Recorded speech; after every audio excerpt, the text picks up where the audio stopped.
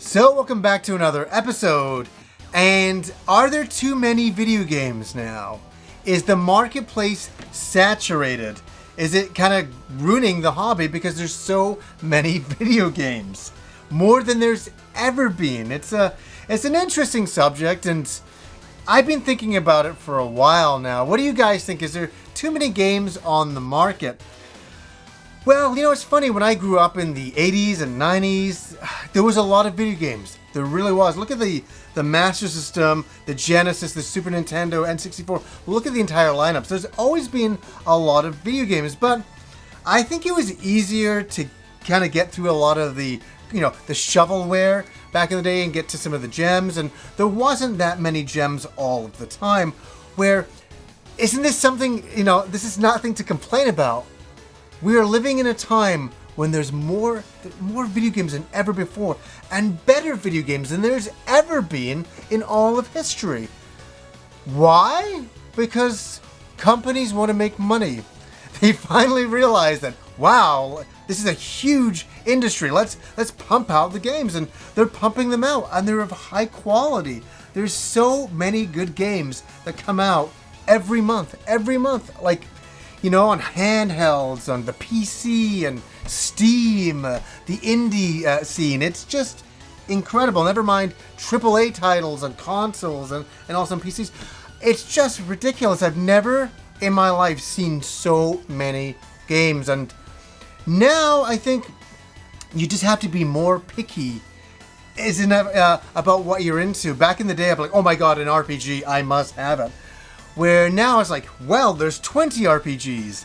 What am I really into? What kind of mood am I in? And you can really make your decision based on that, and you have to. You have to be that kind of gamer now. You can't just accept everything. Because if you did that, then you couldn't afford it, first of all, but it would just be an incredible, daunting task. What a weird time to live in. So many great games, not enough time.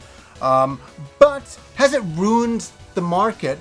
It's just created so much that I have a hard time keeping up with a lot of games now. And I always used to know, I remember I had release dates memorized for nearly even games I didn't like. I'm like, well, that game's coming out then, and this game's coming out now. I can't even keep track of it all. It's so crazy. But that's kind of like the 80s and 90s in general. I'll use science fiction movies as an example. And also kind of the industry. I could always tell you in the 80s and 90s every single science fiction movie that had ever been made. I could probably do that. I could tell you and talk to you about all those movies. Could I do that now? Not to the same. No, because there's so much. And what's happening is, not only are we getting great games now, we're getting so many great games on our backlogs. There's games from 10 years ago that are incredible that we still haven't played. Same for movies. They just keep on making more and more and more movies. And the quality keeps sometimes getting better.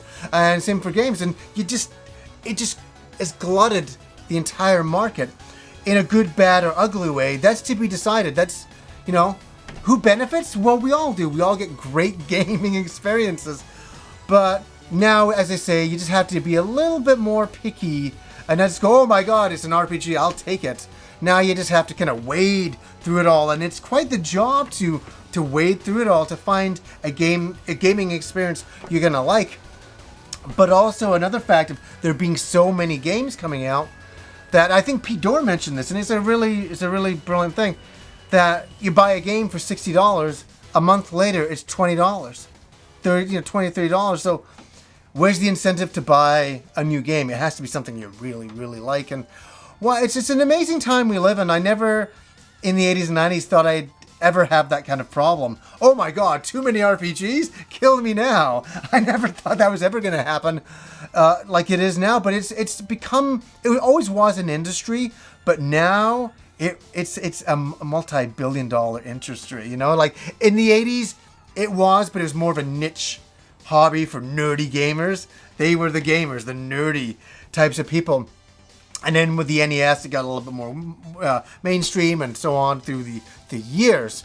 But it's a hell of a time to live in. I think it's a great time. It's the best time I've ever seen for video games. It's wonderful. I'm not complaining about it, but I'm just wondering, are there too many games? Are there just too many games out there? I just feel that I can't give as much love to as many games as I would like.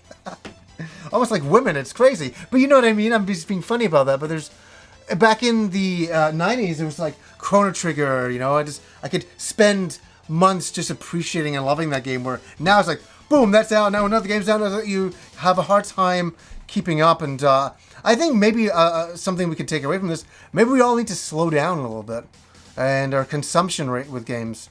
I'm the first to admit that with myself, but I always want to play the coolest, newest games, and there's so many good ones. I have to hold back.